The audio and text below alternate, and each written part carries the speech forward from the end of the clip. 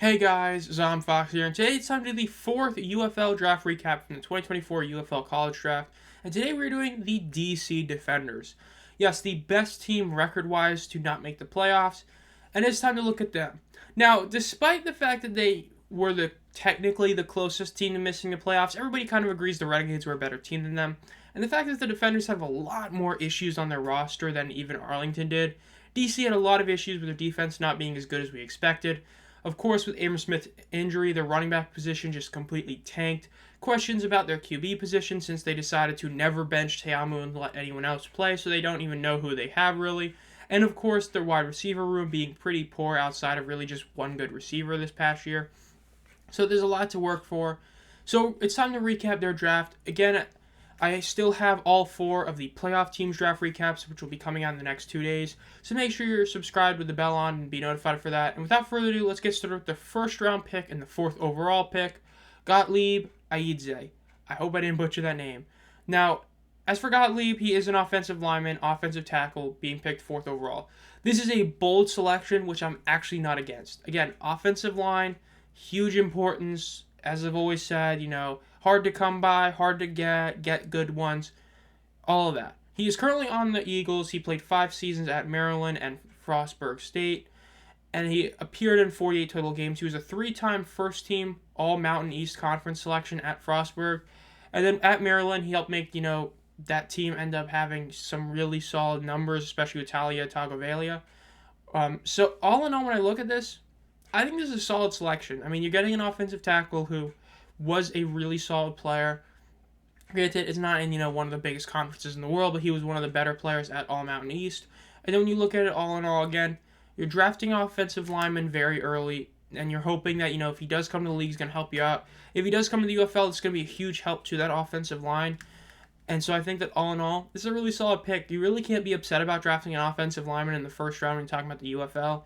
Because you're saying, let's get a player that's going to help us out if he comes to the league, for sure, rather than getting like a QB who might help you out, might not if he starts or not. So I really like this selection, definitely a good one. Now, speaking of QB, their second round pick was Caden Slovis. Now, we'll get to the really weird pick later, but with this one, this is picking a QB who played at USC, Pittsburgh, and BYU to varying degrees of success across the teams. In a statistical sense, he was never truly insane outside of his first year in USC, where he had 3,500 yards on like an absurd 72 completion percentage, 30 TDs, and 9 interceptions. He pretty much is on a somewhat downward spiral pretty much every year after that. He did rebound after a season at Pitt where he threw 9 interceptions to throw only 6 while throwing 2 more TDs. But other stats, he fell off. Now, again, in 2019 and 20, he had some really good numbers. He was a Pac-12 Freshman of the Year, and then a Pac-12 South Champion in 2020. He was a first-team All-Pac-12 in 2020 in that 6-game season, which is why those numbers are a bit lower, but still really good. So, after that second year in USC, it kind of just went down a little bit. Of course, you had the whole Caleb Williams thing, with Caleb Williams coming to USC, and he kind of got the short end of the stick there. But with Pitt and BYU, he was never able to be the same level of dominant that he was at USC.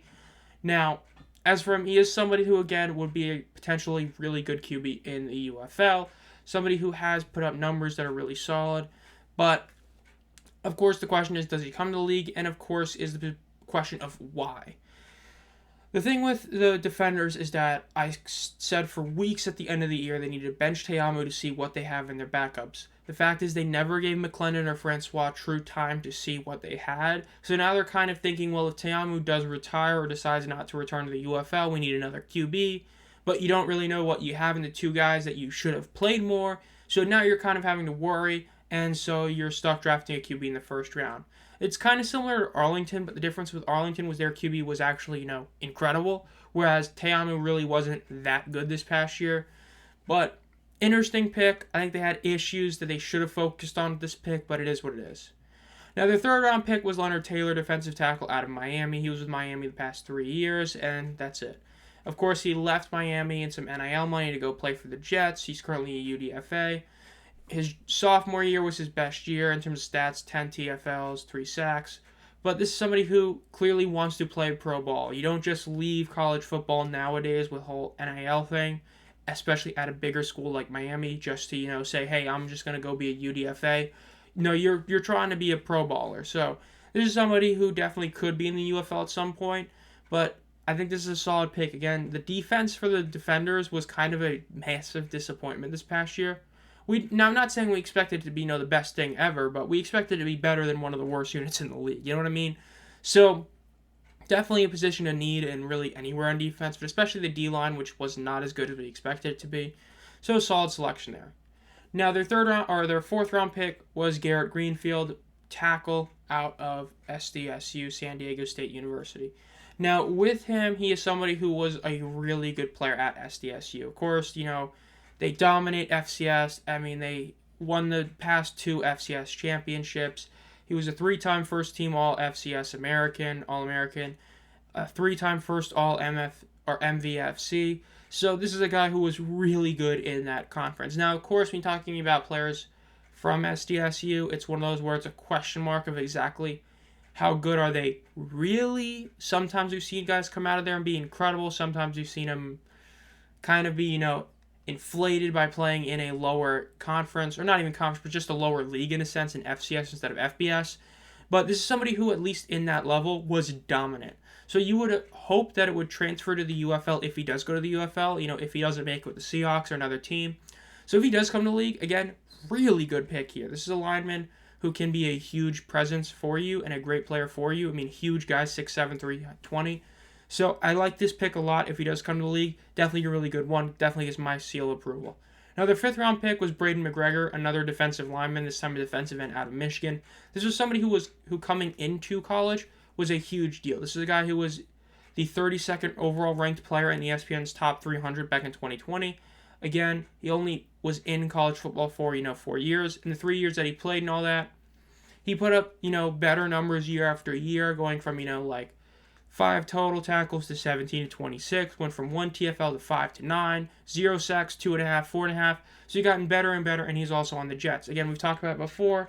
When you double dip on a team specifically with players who have guys in the roster, the odds that they both make it to the team are low. So, you don't wish bad on anybody. When you have Leonard Taylor and McGregor both on the Jets, both defensive linemen, the odds that both of them make the final 53-man roster and practice squad are lower than just one of them.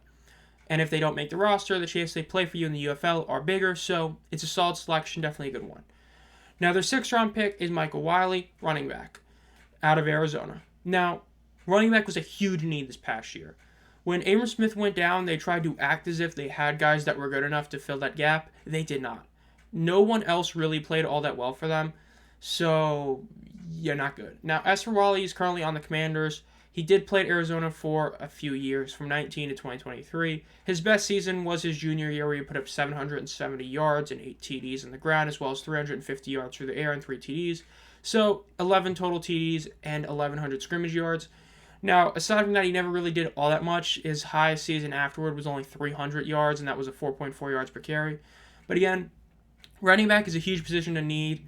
So if you do get a running back, if you need a running back, you got to draft one. So I think this is a solid pick overall, because again, it's a position that you really desperately need somebody to, help you out on. So if he comes to the UFL, it'll help you out. Solid pick. Now, Dallas Gant, linebacker out of Toledo, is their 7th round pick. He is currently on the Vikings, a 2-time first team All-MAC player. Yes, he played in both Ohio State and Toledo, with Toledo being where he was first team All-MAC naturally. But he also played at Ohio State, where he didn't do a ton there, but then he saw a lot more action in Toledo. And back-to-back years had 116 tackles and had over 5 TFLs both years. As we talked about before, it doesn't matter really what division or league in college you're playing. If you're able to have 100 tackles in college football in 14 games, in theory, if you were to go to the UFL and get the same game time, you would hope that you'd have at least 70-plus tackles, which would be huge for a good player. So I think that getting him in the 7th round is a really solid selection. I think it's a pretty late one, and again, it helps you out in a position of need in the overall defense. So I like this pick. Really solid one for getting him this late especially. Now, Curtis Jacobs, linebacker out of Penn State. Another linebacker, again, double-dipping on position. A smart move. He is currently playing with the Chiefs. He was at Penn State all 4 years of college. A simple, almost normal 4 years, though he had, COVID stuff made it a bit weird. But point is, he also was really solid. Now, he was more of an outside linebacker-ish type player. His last 3 years, he had 3, 4, and 2.5 sacks, 7, 7.5, and 9 TFLs. We never had more than 61 overall tackles. Again, this is somebody that's going to help you out a lot. Again, your D-line was not great this past year, so if he does come to the UFL in the future, he'll help you out. Again, a really good selection here. And now we have Tanner Mordecai with the WTF pick of the entire draft. You already drafted a quarterback. You already have a quarterback that a lot of people believe could be a franchise QB in the UFL in Jalen McClendon. Yet you drafted another quarterback. This one is out of Wisconsin. He also played at Oklahoma and SMU. Now, his 2 years at SMU were his best overall 2 years. Of course, 36 and 3,500 yards respectively. Both over 65 or at 65 completion percentage. Really solid TD to interception numbers. Has some rushing ability. Wisconsin naturally wasn't as good as he was in SMU, obviously, competition, all that. Did have a decent amount less attempts all in all, but his overall average was only 6.6 to 8. TD interception ratio not as good, 9 to 4. Though he did have 300 rushing yards, which is his best of his career. But the point is, why did you draft this guy? Okay, like why? Yes, he was a second-team All-AAC player in 2021, but the point is that you already drafted a quarterback. You still have a quarterback that could come back in Te'amu, and you still have QBs that many people think are good, especially with McClendon. This is quite arguably the worst pick of the entire draft for that reason. This is one of those where, again, if you're going to double dip at a position on offense, running back, wide receiver, those two areas your team desperately needed, and you haven't drafted a receiver up until this point, and spoiler alert to their last pick, they didn't draft one at all. So despite their wide receiver position being pretty bare bones, and I mean, I don't want to be that guy, but I said it as soon as, I did my wide receiver rankings. I was like, man, this DC wide receiving group is not that good. And they ended up being not that good. They had one really solid player. Kelvin Harmon was a beast, but aside from him, once he got hurt, you saw just how not that good the receiving room was. So this selection was bad. I mean, no offense to Mordecai, but this was a waste of a selection, okay? Again, if you're going to double dip somewhere else, okay? We've seen teams like Michigan be able to play 4 different QBs and have success. You know why? Because they have a roster that as a whole, as a collective, is good. DC does not have that. So instead of focusing on the roster, they're focusing on QB. This is kind of like Memphis where they only drafted 1 O-lineman. You're not fixing your team's core issue. So you're just going to have issues no matter who else you have. So this was a bad selection. Now, their last pick was Amar Brown, safety, currently on the Broncos. Played at Nebraska, back before being in Nebraska. Was like a first-team FCS All-American at Northern Iowa. He was a beast at Northern Iowa, in that FCS area or division. Now, his last year in Nebraska, where he actually saw a decent amount of playing time, he had 51 total tackles, 3 TFLs, and 1 interception. So a really solid player there. Again, I like this selection. You're deciding to get one guy for your back end if he decides to come to the league. This is a good decision. I like this pick. Definitely a lot better than the last one. Now, their overall draft grade is a B. This B is heavily influenced by the Mordecai selection. Look, when you compare it to the Renegades draft, the Renegades did it better. Okay? The DC draft, the decision to not draft a wide receiver, let me be honest, this B is very generous. If you were to give them like a C+, I wouldn't be upset at you. Because you didn't focus on receiver, which you desperately needed to do. You only got 1 running back, which would be excusable if you had double-dipped at wide receiver. But no, you double-dipped at quarterback? I don't know, man. It's just, this draft could have been a lot better. It could have been a lot worse. I think they got a couple really good selections at where they did. Again, I think getting Gant in the 7th round was a really solid selection. I think that getting Garrett Greenfield in the 4th round was a really good selection. But aside from those two, I mean, it's more or less this. It's just the Mordecai pick is so stupid. I mean, who knows? Maybe because even if you want to say, oh, that could age poorly if Mordecai comes, the only way that ages poorly is if both QBs play on the team and Mordecai is better. Okay, the fact is that it is a selection that does not make sense. Okay, you picked a quarterback near the end of the draft, so again, the odds he would have been available to you as a free agent are decently high. So instead, you just said, nah, let's draft him so we can have a replacement to Te'amu. But again, if you don't have receivers to throw to, if you don't have running backs to hand off to, what good does a QB make? At least with Memphis, they have pass catchers. You can't say that with DC. You can say they have a great pass catcher and a couple guys who are streaky, but catchers, not really. Poor decision, Mordecai. But there are other really good picks make it higher than a C plus and a B minus for me. Because I think that Gant and Greenfield, for when they selected them and how overall talented they are, were really good picks. So with that, I give them a B. So I'll do it for this one. Again, this has been Zion Fox. Make sure to subscribe and hit the bell to be notified as I upload any videos. Think about becoming a channel member for 99 cents a month or more, as you get an exclusive video every month that is about sports that isn't the UFL, as well as a bunch of other benefits. And again, I will still have 2 more of these coming out tomorrow and 2 more the day after that, and then I'll have the supercut version come out later. So as always, make sure to have a great night.